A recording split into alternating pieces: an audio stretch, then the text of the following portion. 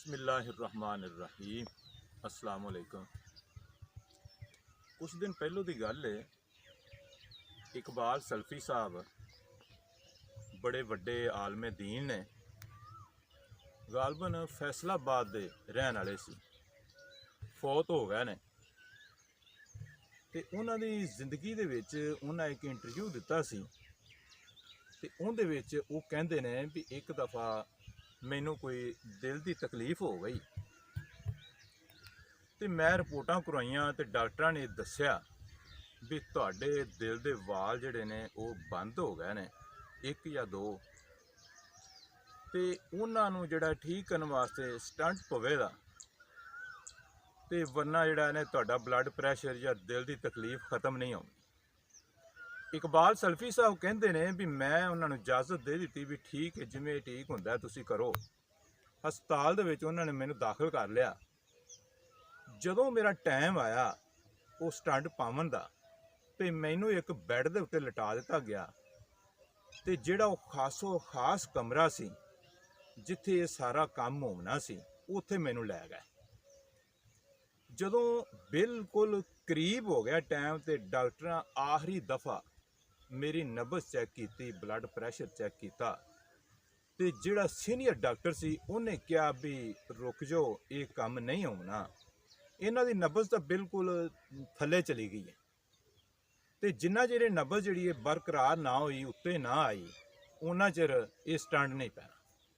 तो बल्कि इन्हां दा हुण बाईपास ऑपरेशन ही होएगा, ये जिहड़ा काम नहीं आना।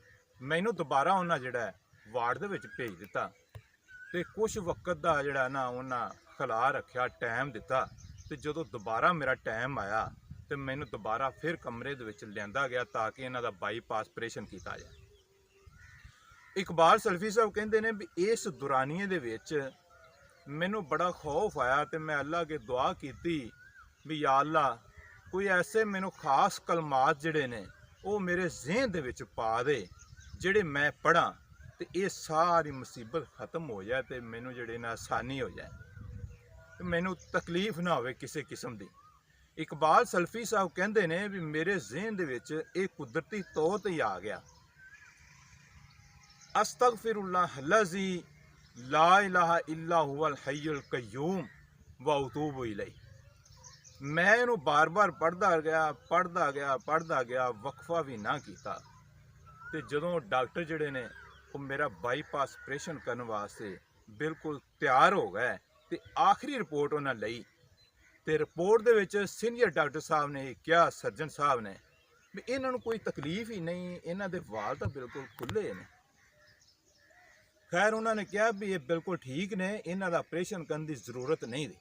उन्होंने मैनू वार्ड दे विच भेज दिता, तो मैं फिर भी जिहड़ा है ना इस चीज़ तो रुकिया नहीं दा, मैं पढ़दा ही रहा, अस्तगफिरुल्लाह लज़ी ला इलाहा इल्ला हुवल हय्युल कय्यूम व अतूबु इलैह। एक ऐसा कलमा है भी जिंदे विच इकबाल सल्फी साहब कहते हैं भी अगर मौत का भी वक्त करीब आ जाए तो तुसीं ये ही पढ़ना शुरू कर दो, तो इहदे विच कलमा भी आ गया, ला इलाहा इल्लल्लाह अस्तगफिरुल्लाह लज़ी ला इलाहा इल्लल्लाह अस्तगफिरुल्लाह लज़ी ला इलाहा इल्ला हुवल हय्युल कय्यूम व अतूबु इलैह।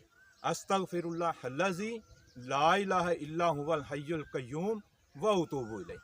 ये तुसीं भी ते मैं भी अपनी जिंदगी का हिस्सा बना लीए, इनू पढ़ते रहिए, इन्दियां बड़ियां बरकतां ने। कोई भी मुसीबत आ जाए तुसीं ये कलमा पढ़ना शुरू कर दो, इंशाअल्लाह अल्लाह फ़ायदा दें।